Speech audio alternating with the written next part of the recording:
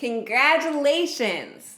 Love to each of you, LGBTQI graduates of University of North Carolina at Chapel Hill, class of 2020. You have just done something that maybe no one has ever done before. You have graduated out and proud in the middle of a global pandemic. And though at the beginning of the 20th century, during the flu epidemic, I'm sure some people did graduate from college, very few of them were out and proud. And I don't think any of them had a Lavender graduation. So congratulations. You are innovators, you are forebearers in a way that I don't think you or any of us would have imagined when you wrote your application to come to UNC. The insight that you have is leadership for generations. And I don't know what it's like to experience your graduation from the comfort or discomfort of home or whatever hopefully safe place you are watching this from. I don't know the small things and the large things that you did in order to love yourselves and support each other through this time. But I do know that whatever you learn on your worst day is insight that we all need for the days to come. So I honor you as leaders. And though, in a very important way, you are the first of your kind, you are also held, loved, and supported by generations of queer visionaries who were the first in a certain context, in a certain circumstance, and who had to figure out what it was to be who they were in the world of their time, one moment at a time.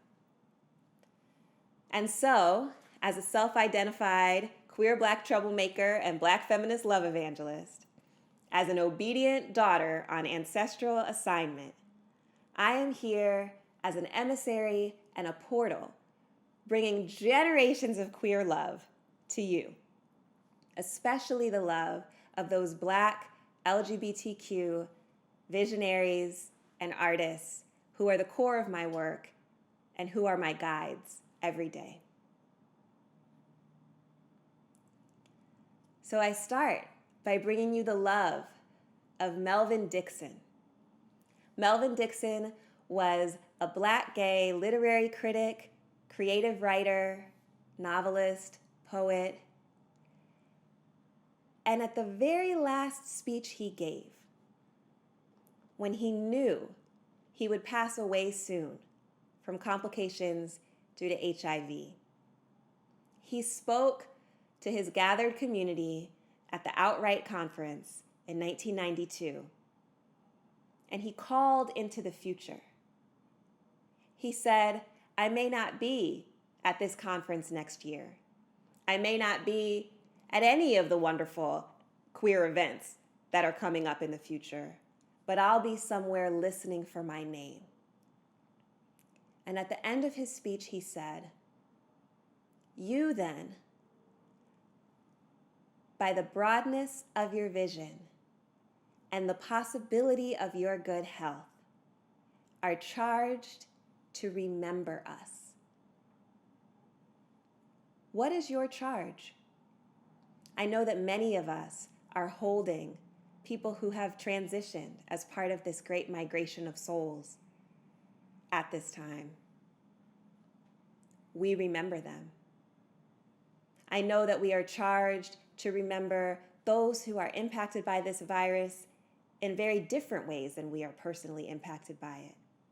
We're charged by the possibility of our good health to remember. And though Melvin Dixon knew that this was going to be the last large gathering that he would attend during his lifetime, Many of us don't know when we'll see each other again. We didn't know at the last large gathering that we went to that it would be the last indefinitely. And so may the love, the foresight, and the wisdom of Melvin Dixon be with you as you navigate these unprecedented times, as you remember all those who are calling you to be part of the broadness of your vision. I bring you the love of the firebrand, Pauli Murray, Durham, North Carolina's own. Pauli Murray, who would go on to become the great civil rights lawyer, legal theorist, theologian, tried to go to UNC-Chapel Hill and was denied because of the color of their skin. Pauli Murray, who was actually the great-grandchild of some of the founders of the municipality of Chapel Hill, the slave-holding founders of University of North Carolina, was denied admittance because of segregation.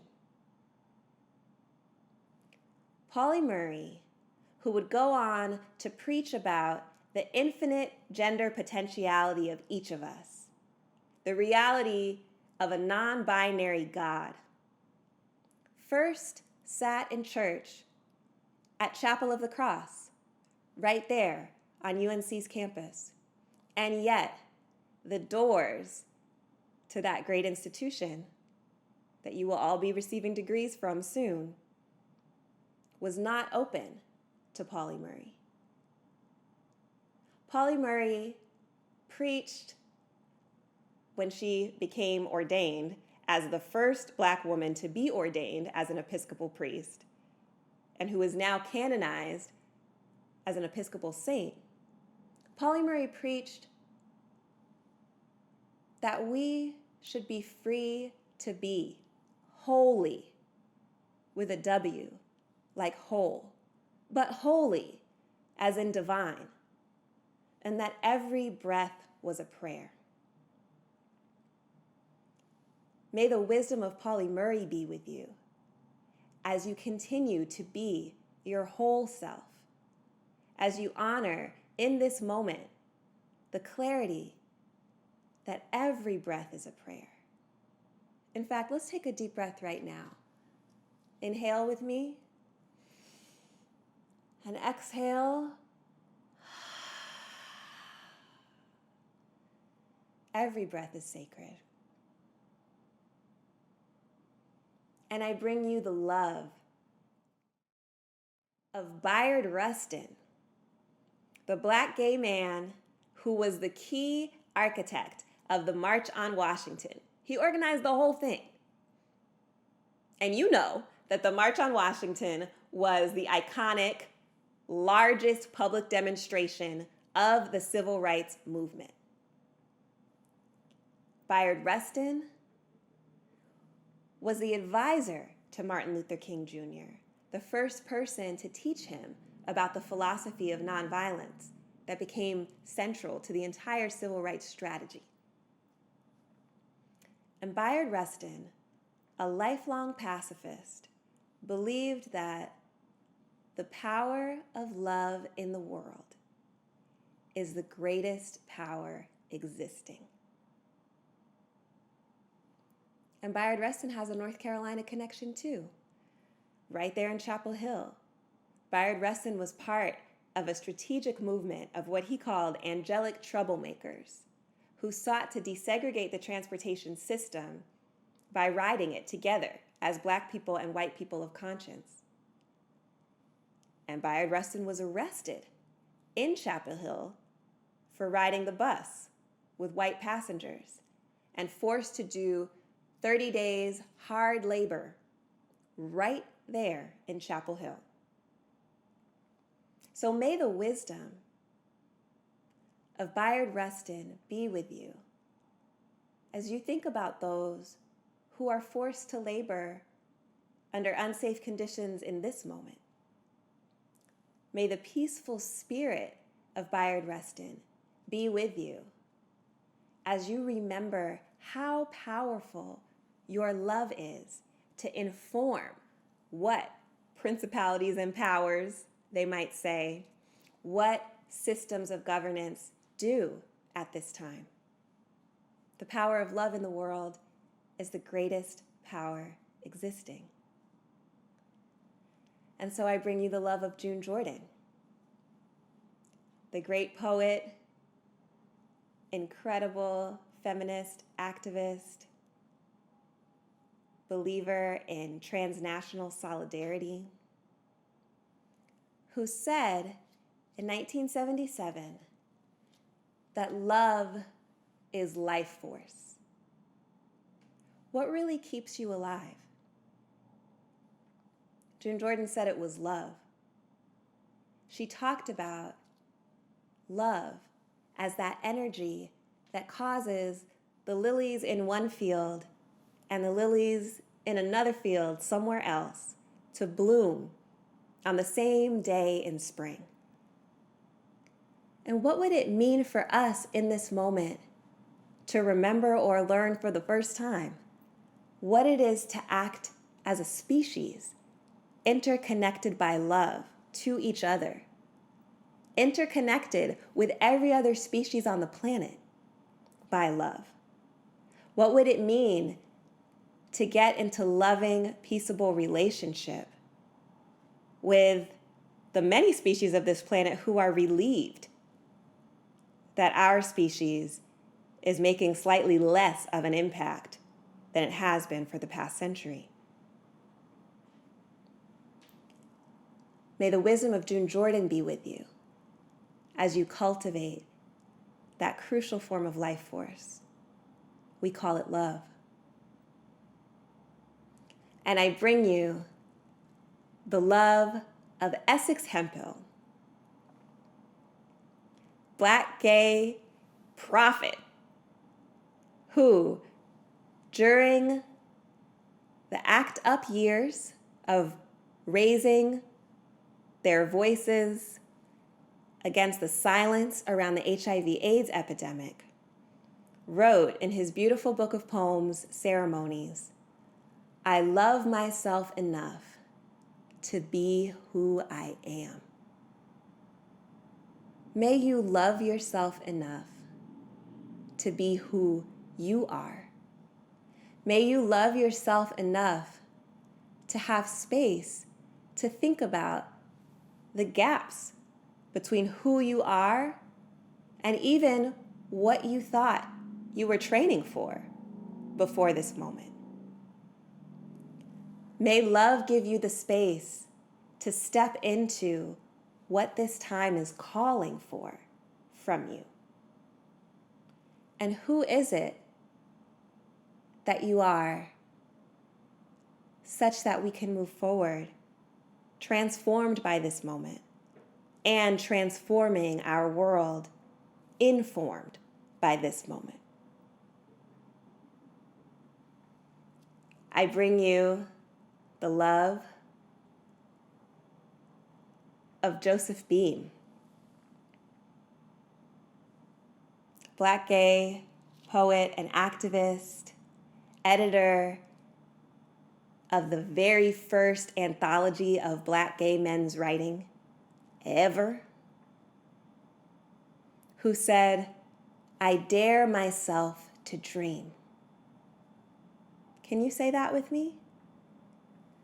I dare myself to dream. And may the energy of Joseph Beam be with you as you dream what comes next after this moment. As you trust the insight, not of what it means to react to what's happening now, but of the dreams that have been with you since before. The dreams that you now see more clearly because the linear path has been irrevocably disrupted. May the faith of Joseph Beam be with you as you populate our future with your dreams. And I bring you the love of Lorraine Hansberry, incredible playwright, author, first Black woman to have a play on Broadway, incredible believer in international solidarity, economic justice, who said, "We can impose beauty on our future. We can impose beauty on our future." And may the spirit of Lorraine Hansberry be with you as your creativity to live in a world and provide a world to future generations that is beautiful, where the way we treat each other is beautiful, where the way we feed ourselves is beautiful, where the way we reflect ourselves to each other is filled not with fear, not with scarcity, but with beauty. And finally, I bring you the love of Marsha P. Johnson. Marsha P. Johnson, who, as a Black trans woman, who opened her heart to care for multitudes of young people who were kicked out of their homes for defying gender norms, told her community and told them in the court of law to pay it no mind. Sometimes Marsha P. Johnson's full name is Marsha Pay It No Mind Johnson. And after I've just been handing you the weight of the entire future, your dreams, the beauty that you're going to impose on it, the love as life force that you're going to cultivate, the power of love and the freedom to be holy, I also want you just to have the freedom to release what is not yours, what does not belong to you, what does not serve you, anything negative that is imposed upon you from outside. Pay it no mind. Even anything that I've said to you today that doesn't actually resonate with your spirit, pay it no mind. Marsha P. Johnson taught us to clear a space so that we could be who we are despite the barriers and constrictions that others might impose upon us. May the spirit of Marsha P. Johnson be with you as you enact your freedom, as you love yourself well, as you put at the center of your life that which feeds you, nurtures you, loves you back. I am so proud of each of you, not just as a Lavender graduate at some point myself, but also on behalf of generations of folks who are here celebrating with you. Wherever you are not celebrating this moment alone. You are surrounded by multitudes of love, care, freedom, and bravery. I offer you my love. I offer you the universe. Congratulations.